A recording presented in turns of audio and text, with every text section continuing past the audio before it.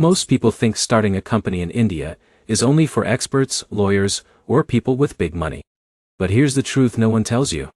If you follow the right legal steps in the right order, you can register a company in India much faster than most people expect. The biggest mistake you need to avoid is trying to figure it out as you go. That is exactly where most founders fail. They miss one document, choose the wrong structure, or misunderstand compliance rules, and suddenly their approval gets delayed for weeks.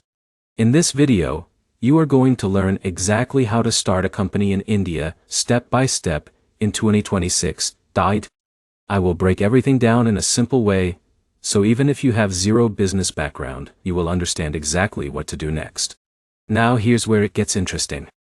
India has one of the most structured, but also most startup-friendly company registration systems in the world. Once you understand the flow, everything becomes predictable and manageable. Let's start from the beginning. The first thing you need to understand is why people even start companies in India today. India is one of the fastest-growing startup ecosystems in the world. Ecosystems in the world. You have access to a massive market, low setup costs, and strong digital infrastructure. For example, imagine someone like Alex, who wants to start a SaaS business, or Priya, who wants to launch an online consulting brand, or Jake, who wants to start an import-export company. India gives all of them different but scalable paths. But here's the problem. Most people jump straight into registration without understanding company structure. And that is where everything starts to go wrong. So let's begin with the most important decision: choosing your company type. In India, the most common business structures are private limited company, limited liability partnership, one-person company, and sole proprietorship. Each one has different rules, compliance levels, and benefits. Let's simplify this. If you are planning to scale your business, raise funding, or build a startup, a private limited company is usually the best option. It is the most trusted structure for investors and banks. If you are starting a professional services business with partners, like consulting or freelancing at scale, an LLP is often a better choice because it has fewer compliance requirements. If you are solo and want limited liability protection, a one-person company is a strong option. And if you are just testing a very small business idea, a sole proprietorship is the simplest. But it does not give liability protection. Now here's where most people fail. They choose based on simplicity instead of future goals. But your company structure affects taxes, funding, and legal protection later. So think long-term, not just short-term. Once your structure is clear, the next step is choosing your company name. This sounds easy, but it is actually one of the most sensitive steps in the process. Your company name must follow rules set by the Ministry of Corporate Affairs. It cannot be identical or too similar to existing companies. It must not include restricted words, and it should match your business activity. For example, if Alex wants to start a tech consulting firm, a name like Alpha Digital Solutions Private Limited might work, but something already taken, or too generic will get rejected. Now here's a small but important tip. Always prepare at least 3 to 5 name options. Because rejection at this stage is very common. Once your name is approved, you move to the next step, which is digital signature certificates. Now this is where things get technical, but I'll keep it simple. A digital signature certificate, or DSC, is basically your electronic identity for signing legal documents online. Every director of the company needs one. Without a DSC, you cannot file incorporation documents.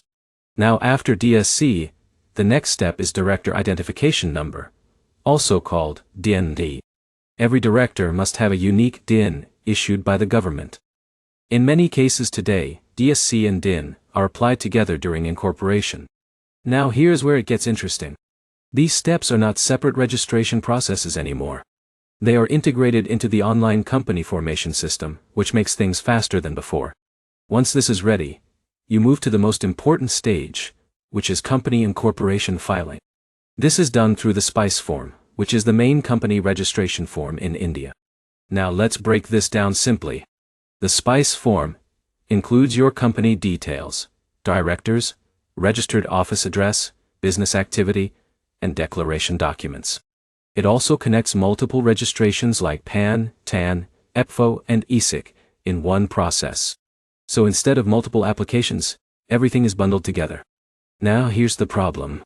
Many applicants make mistakes in this form because it is detailed and requires accuracy. A small mismatch in address or director details can cause delays. So always double-check everything before submission. Once your SPICE form is submitted, the government reviews your application. If everything is correct, you receive your certificate of incorporation. Now, this is a big moment, because this certificate officially means your company legally exists. At this stage, you also receive your company PAN and TAN, which are essential for tax and banking purposes. But here's the key point. Your company is registered, but not fully operational yet. Now you move to the next step, which is opening a corporate bank account. This is where many new founders get surprised. Banks in India require your incorporation certificate PAN, business proof, and sometimes additional KYC documents. For example, if Priya is starting a consulting company, the bank will want to understand her income model, client base, and transaction flow. Now here's where most people struggle. They cannot clearly explain their business model to the bank, so approval gets delayed. So before applying, prepare a simple business explanation. What you do, who your customers are, and how money flows. Once your bank account is active, your company is now fully operational. But there is still one more important layer. Compliance.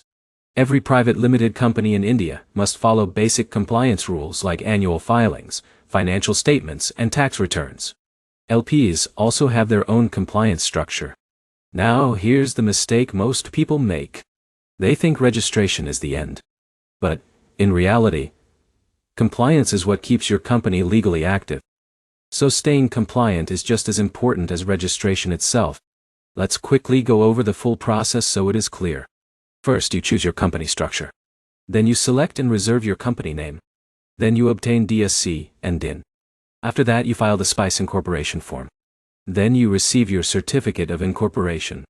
After that, you apply for PAN and TAN. Then you open your business bank account. And finally, you manage ongoing compliance. That is the complete legal roadmap to starting a company in India in 2026. Now let's talk about common mistakes.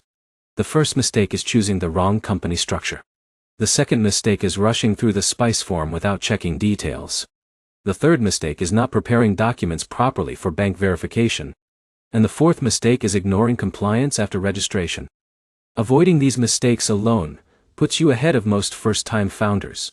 Now let's talk about timelines. In many cases, company registration in India can take anywhere from a few days to a couple of weeks depending on document accuracy and government processing time. The faster your preparation, the smoother your approval. Now, here is the final insight. India's system is actually very structured. It may look complex at first, but once you understand the sequence, it becomes logical and repeatable. So if you are someone like Alex planning a startup, or Jake building an online business, or Priya starting a consulting firm, India gives you a strong legal foundation to build from. You just need to follow the system correctly. So let's summarize everything one last time. You start by selecting your company structure. Then you reserve your name. Then you obtain DSC and DIN. Then you file incorporation through SPICE. Then you receive your certificate of incorporation. Then you open your bank account. And finally, you stay compliant with annual filings and taxes. That is the complete journey. And here is the most important takeaway. Success in company formation is not about speed. It is about accuracy and structure. If you follow the steps properly, everything becomes smooth and predictable.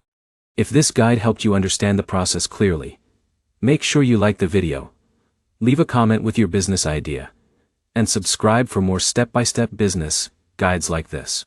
It helps you stay informed and avoid costly mistakes when starting your company.